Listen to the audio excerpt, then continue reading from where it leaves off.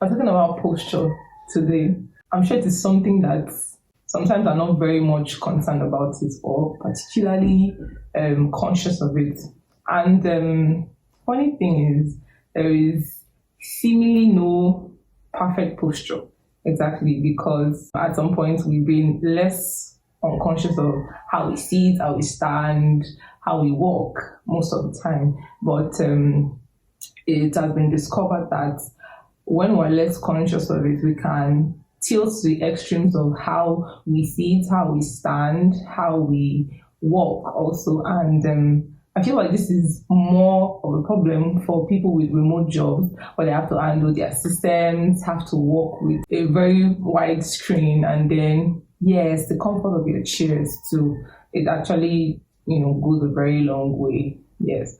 And the nature of your job, like I mentioned, we have some people that go very long hours on heels. And if you're just like me, when I'm on heels, my work posture changes automatically. I don't know if you're like that. So when I'm on heels, if you see now, I'm trying to actually sit right. I want to be and do what I'm preaching at the moment. So I am trying to maintain my shoulder length. I'm trying to sit upright, allow my chin, be erect on my neck, and other stuff like that.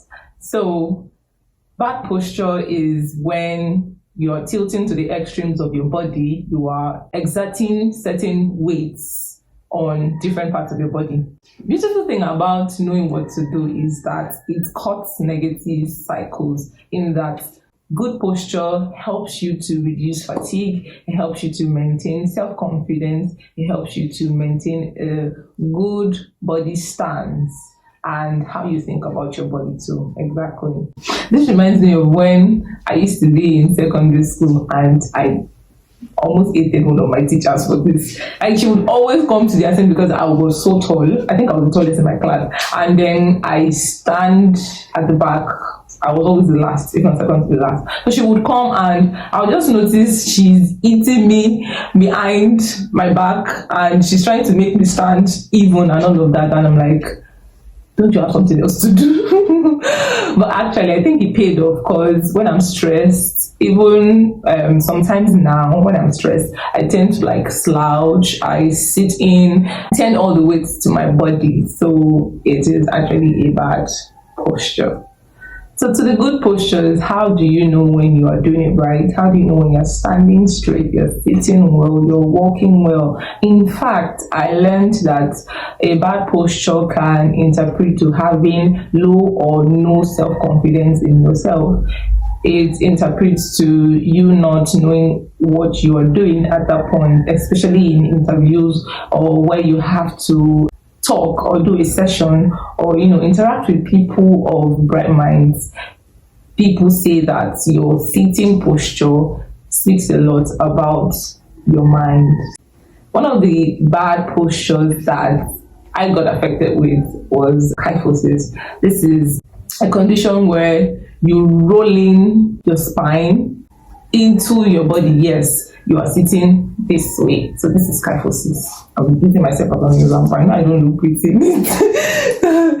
It is kyphosis, and it is a bad posture because this can in turn cause what is called a hunchback. For some people this could be natural, where they are armed and all of that. And then funny thing about this is that when you are developing a hunchback, you will see that by the time you discover this postural defect, you would automatically tend to adjust, and because you are trying to do that and maybe it's already late, then you have people with kyphosis and what is called lordosis at the same time, where you're having a protruded chest and also a bent in back at the same time. So it happens like that. So that brings me to the next postural defect, which is lordosis. Lordosis is when you're having a protruded outward appearance, where you're leaning all your spine and in quotes, your back energy into your body. This is very close to kyphosis too, but it is not exactly kyphosis. It is when you sway your back. Maybe you have been seated for too long and then you stand up and you are not taking cognizance of how that your body has taken the shape of your sitting position, and then you walk as such, you continue your activities as such. It happens sometimes when I take my bath, when it's like so cold, when I pour the water, like I have issues standing up straight. I'm like, okay, this is the posture I'm maintaining till I'm done bathing. So sometimes, yes, if you go on like that and keep at it, it could cause a postural defect. This goes to the tech guys in the building, tech babes and bros, where you have to lean into your body to have your screen visible to you.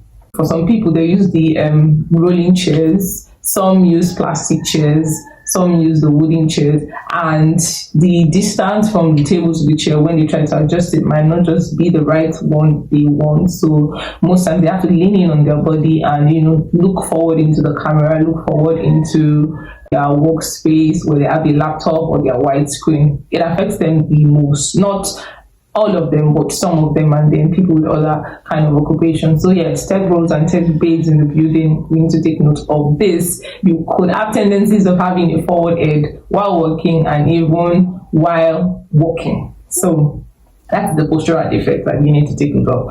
And then for a bad body posture, I would say that it is manageable if you have been experiencing yourself or your body tending towards a particular extreme, maybe forward, backward, the lower body, your spine, your joints. There is actually a preventive and also a curative measure.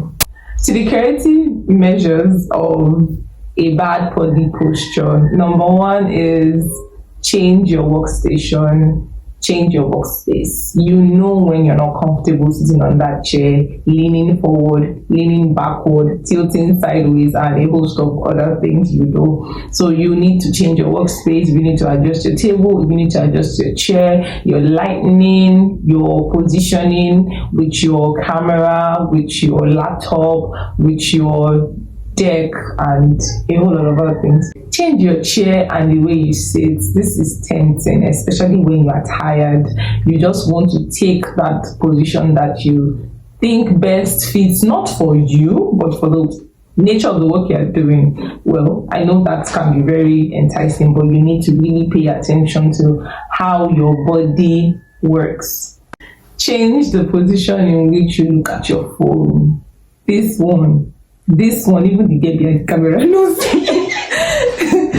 You should change the way you look at your phone. You should change the way you operate your phone. Everybody tends to, deck their neck into their phone all the time. Your phone should be adjacent your face. It should be right in your face and not down, and you trying to fix your head into your screen. It could even cause you a spine pain and all of that.